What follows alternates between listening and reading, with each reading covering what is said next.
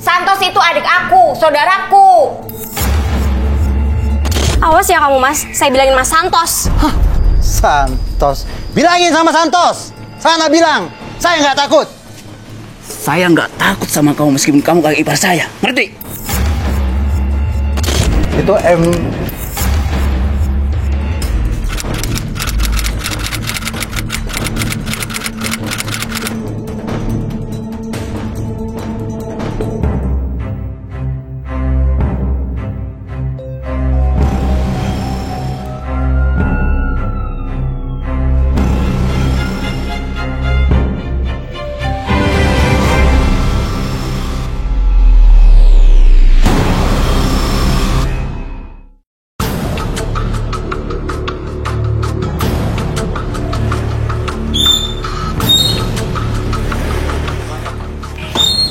Suroto nampak tergesa-gesa, matanya tak henti-henti melihat sekeliling, seperti menghindar dari sesuatu. Kok? Kok? Kok? Kok? Suroto. Dari mana malam-malam begini kamu, Tok? Duduk. Iya. Dari mana kamu, Tok? Kok, tadi aku ada kerjaan di sekitar sini, jadi aku langsung mampir ke rumahmu.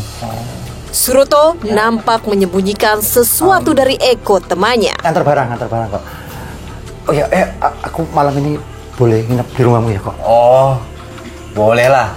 Kamu tidurnya nanti di kamar belakang ya. Udah kalau begitu, kamu langsung istirahat aja ya. Kebetulan aku juga capek banget, udah ngantuk. Iya kok. Ya, masuk dalam yuk. Ya, Tok. Masuk, Tok.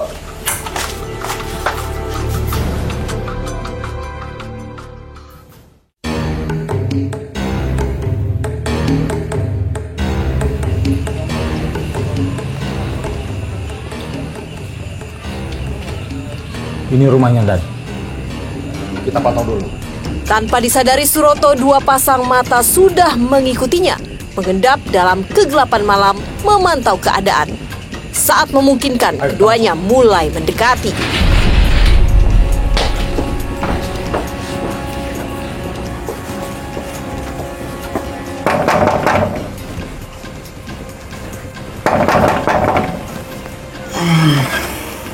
Aduh. Selamat malam, Mas. Apakah Anda yang bernama Mas Eko? Malam, Pak. Iya, saya sendiri. Ada apa ya, Pak? Apakah saudara Suroto ada di rumah ini?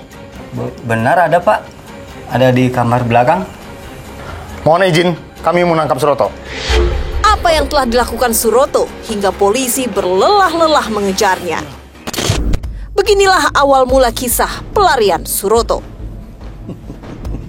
Suroto terbelenggu masalah. Biduk rumah tangga mulai goyang saat tuntutan kebutuhan makin meningkat. Sayangnya Suroto masih kerja serabutan hingga belum bisa mencukupi ekonomi keluarga. Mas, nggak pengen apa cari kerjaan? Kamu nih kenapa tadi? Ngomong sama suami kok judes banget. Ya abisnya Mas cuma santai-santai aja. Bukannya cari kerjaan lagi. Mas, kebutuhan kita itu makin banyak. Nggak bisa kalau Mas cuma diem-diem begini aja. Kamu jangan sembarangan ngomong ya. Nih, saya ini lagi usaha loh. Bukannya diem-dieman aja. Cuman belum ada hasilnya. Tahu apa kamu itu? Yaudah deh, terserah. Dikasih tahu malah marah-marah. Judes. Mereka sebenarnya sederhana ya, kehidupannya sederhana. Ya cuman memang sekali lagi mungkin karena masing-masing kan punya kebutuhan yang berbeda. Nah kebetulan istri tersangka juga bekerja, tersangka ini kerja serabutan apa aja. Nah itu merasa kurang, kemudian ya itu yang jadi pemicu keributan.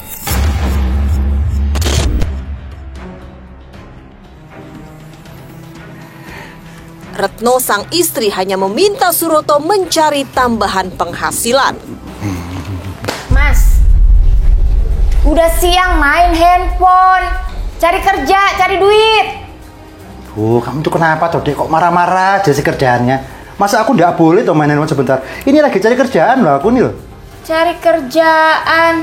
Malu sama tetangga, Mas. Utang makin banyak. Udah, kamu tenang aja, kamu sabar ya. Ini lagi cari kerja. Sabar. Mana usahanya? Dari tadi main handphone aja. Kalau kayak gini terus, Mas, mending saya pulang ke rumah ibu. Jelas gini. Ketika emosi tinggi, Retno makin kecewa, lalu memutuskan pulang ke rumah orang tuanya. Biarinlah.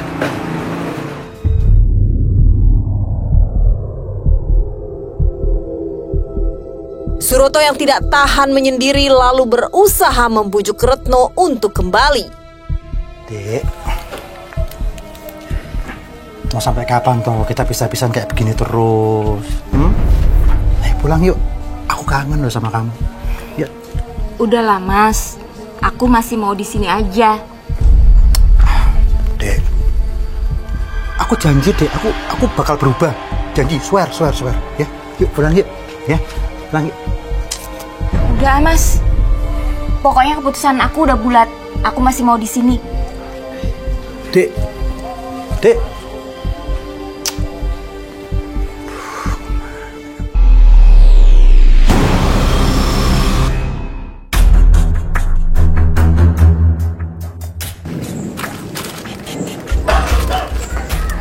Kang Ujo. Oh iya mas. Mas Suroto. Mas, kopinya mau yang kayak biasa apa dikasih susu mas? Yang biasa aja Kang Ujo, kopi hitam. Oke, ya. tunggu ya mas, saya bikinin dulu mas.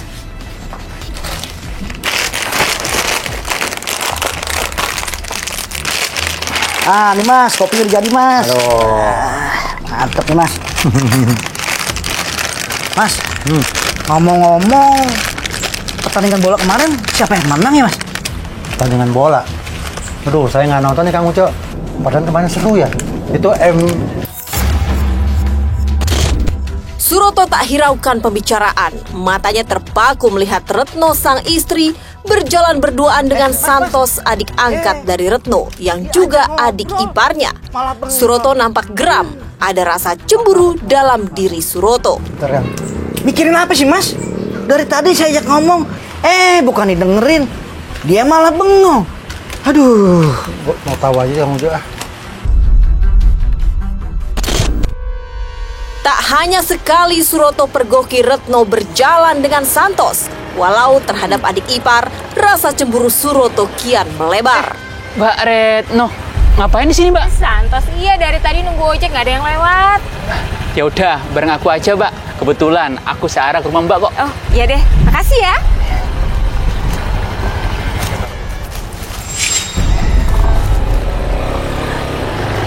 Udah lama di sini, Mbak?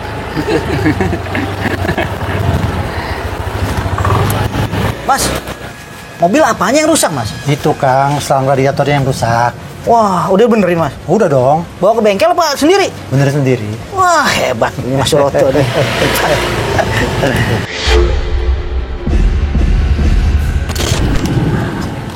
Kurang ajar.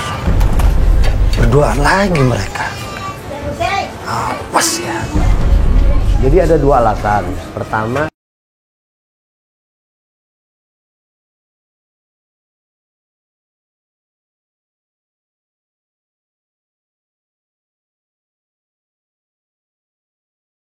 kedua, tersangka merasa terancam ketika ada ancaman dari suami korban. Melihat kedekatan Retno dan Santos membuat Suroto murka. Mereka pun bertengkar. Suroto merasa harga dirinya terinjak-injak. Dek!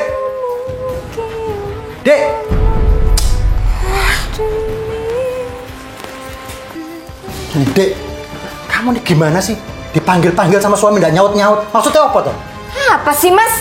Pagi-pagi marah-marah. Kamu nih bener-bener ya nggak bisa menjaga kehormatan suami, tahu nggak? Maksud kamu apa, Mas? Aku nggak ngerti. Kamu digonjek sama Santos kan? Hah? Maksudnya apa? Hah? Kamu tuh bukan muhrimnya. Nggak pantas kamu begitu. Walah, yang kamu ngomongin tuh Santos. Iya. Iya, kemarin aku pulang ketemu sama dia, terus dia ngajak pulang bareng. Tetap nggak pantas, Dek. Dia itu bukan muhrim kamu. Ngerti kamu? Malu aku. Mas, mikir. Santos itu adik aku, saudaraku. Tetap bukan adik kandung kamu kan? Dia orang lain. Malu aku. Sudah. Males aku lama-lama cemburu gak jelas. Retno kesal. Ia tidak menerima tuduhan yang disangkakan Suroto kepadanya. Ini pula yang membuat Retno meninggalkan rumah. Suroto mengumpat, tebarkan ancaman untuk Santos. Hubungan spesial. Wah, awas aja kamu Santos ya. Kalau sampai ketahuan kamu. Suroto yang kadung dendam kepada Santos, justru Rani, istri Santos yang kena imbas. Saat Rani sedang melintas, Suroto mengumbar kata-kata kasar. Cuk, dasar lo. Mas Suroto, Mbak Rani. barusan kamu bilang apa ke saya? Kamu tuh jangan sembarangan ya, Mas. Loh, saya nggak bilang apa-apa loh, Mbak. Alah, kamu tuh tadi ngatain saya kan? Emang kamu pikir saya perempuan apa, Mas? Loh, saya kan sudah bilang saya nggak ngomong apa-apa loh, Mbak. Udahlah, kamu ngaku aja, nggak usah bohong. Mbak, saya tuh lagi benerin mobil ini. Dan saya lagi kesal mobil ini. Ngerti nggak sih? Awas ya kamu, Mas. Saya bilangin Mas Santos. Hah, Santos. Bilangin sama Santos. Sana bilang. Saya nggak takut. Bilang. Rani yang merasa terhina akhirnya mengadu kepada Santos. Santos naik pickup lalu mendatangi Suroto. Mas, Iya, apa sih? masa tadi aku dikatain sama Mas Suroto? Apa? Yang bener kamu? Kamu dikatain Bener, Mas. Masa aku bohong? kurang ajar si Suroto. Aku harus samperin dia sekarang. Mas,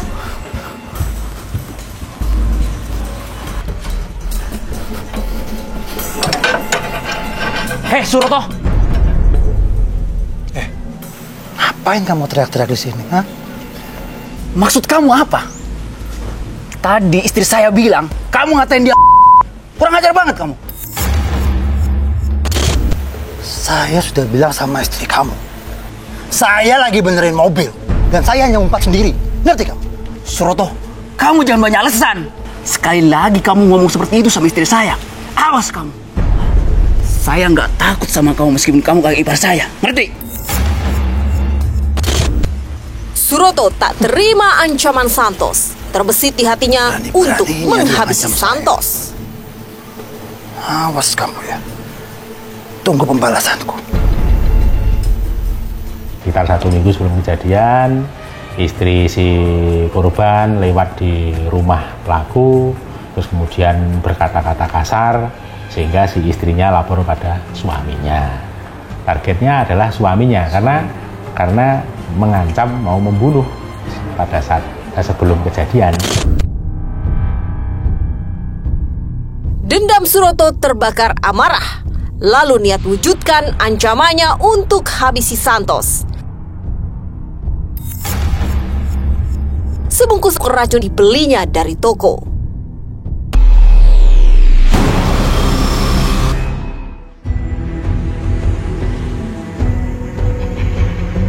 Ayo sayang.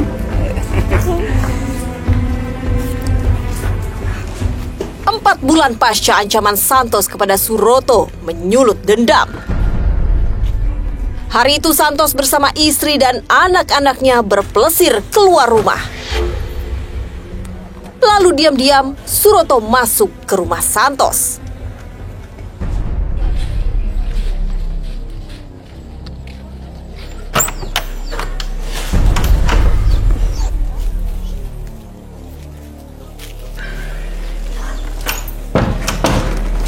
Serbuk putih racun yang dibawanya Suroto masukkan ke dalam minuman botol air mineral.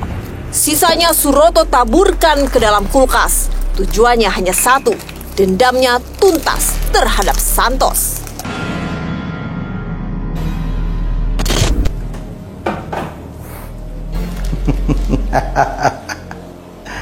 Rasain kamu Santos.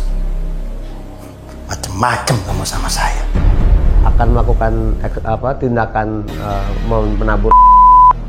Itu tersangka melihat ini korban dan keluarga akan jalan-jalan di hari Sabtu. Dia tunggu pergi Nah, dan dia juga tahu kalau pintu belakang itu tidak pernah dikunci, makanya dia masuk dari pintu belakang, menabur ke minuman.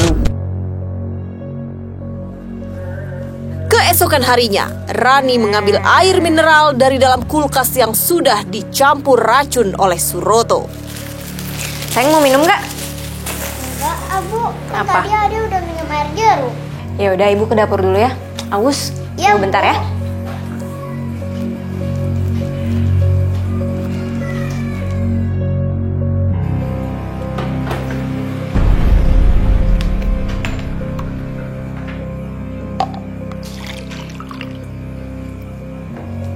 Rani lalu meminumnya.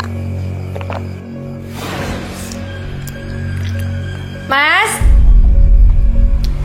Mas? Mas? Iya Bu, kenapa Bu?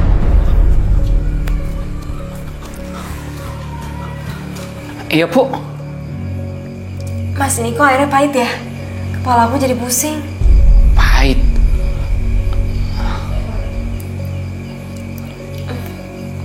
Tuh. Iya Bu, airnya rasanya gak enak.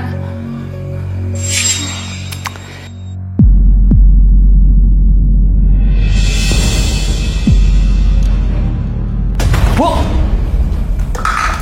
Bu, Bu, Bu, Bu, Ibu bangun Bu, Bu! Bu, Ibu! Bu bangun Bu. Ibu bangun! Sayang, kamu sekarang jagain ibu di sini ya. Bapak mau manggil tetangga dulu ya. Ya, Pak. Bu! Bu bangun, Bu! Bu bangun, Bu! Ibu! Astagfirullahaladzim, Mbak Rani. Ibu! Mbak Rani. Mbak Rani kenapa, Mas?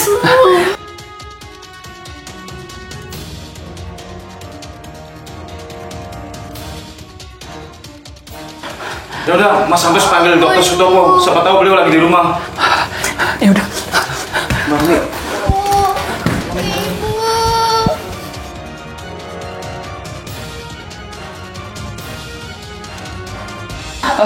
Mas. Maaf, permisi. Sini dok.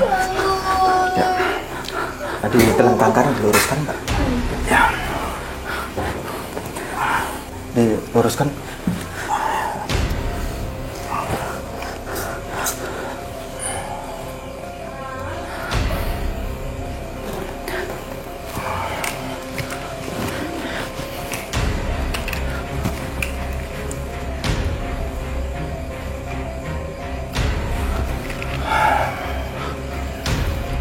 Maaf Pak Santos, Ibu Rani sudah meninggal dunia. Apa dok?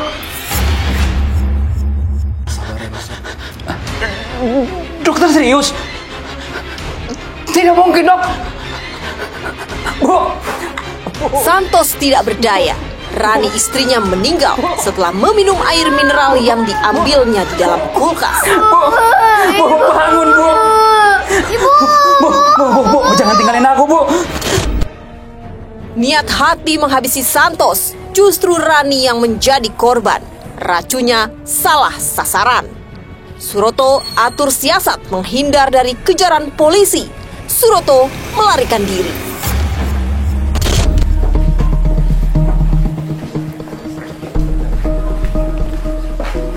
Loh, itu ngapain? Ada polisi datang ke rumah Mas Santos ya? Aduh, ada apa ya? Mas Dwi, Mbak Nur, itu saya lihat kok ada polisi. Emang ada apa sih? Oh, polisi. Iya. Ini kan katanya lagi nyari Mas Suroto. Emang Mas Suroto kenapa, Mas? Saya nggak tahu, Kang. Ya soalnya cuma Mas Suroto doang yang ada di sini. Yang lainnya kan ada semua. Ini lagi berduka kayak gini. Padahal saya tadi sempat lihat Mas Suroto pergi naik motor. Kelihatannya sih buru-buru banget. Jangan-jangan Mas Suroto. Mas Bojo ini ya. Udah kayak gitu. Ya Nur, Kang duluan ya. Iya. Pada mulai selesai, kemudian malam harinya karena ketakutan melihat kondisi korban sehingga melarikan diri ke daerah Eromoko Wonogiri. Suroto Suroto melarikan diri dan bersembunyi di rumah temannya di wilayah Wonogiri. Upaya pelarian Suroto cepat berakhir. Polisi menciduk Suroto yang terbukti sebagai pelaku di balik kematian Rani, istri dari Santos, adik iparnya itu. Ini ada apa ya, Pak? Bapak siapa, Pak? Anda kami tangkap atas tuduhan telah melakukan pembunuhan terhadap saudari Rani. Bangun. Borgol dia. Siap. Ayo ikut. Jalan. Oh dia. Pak, Tok. Pak, ada apa ini, Pak? Tok. Kasus racun maut di Klaten, Jawa Tengah yang menewaskan Hani Dwi Susanti 30 tahun sempat bikin heboh. Pelakunya adalah kakak iparnya sendiri bernama Sarbini. Motif Sarbini menebar racun maut itu adalah karena dendam. Sama Sigit nggak pernah punya masalah sebenarnya. Ya masalahnya cuma itu, istri saya dibonceng, terus saya diancam mau dibunuh tadi. Sarbini menghilangkan nyawa korban dengan cara membeli racun sebanyak 1 bungkus. Setelah racun disiapkan, Sarbini diam-diam masuk ke rumah adik iparnya. Sarbini kemudian memasukkan racun ke dalam botol air mineral yang ada di dalam kulkas. Namun racun maut itu ternyata salah sasaran. Sarbini mengaku target racun maut itu adalah untuk suami korban bernama Sigit Nugroho.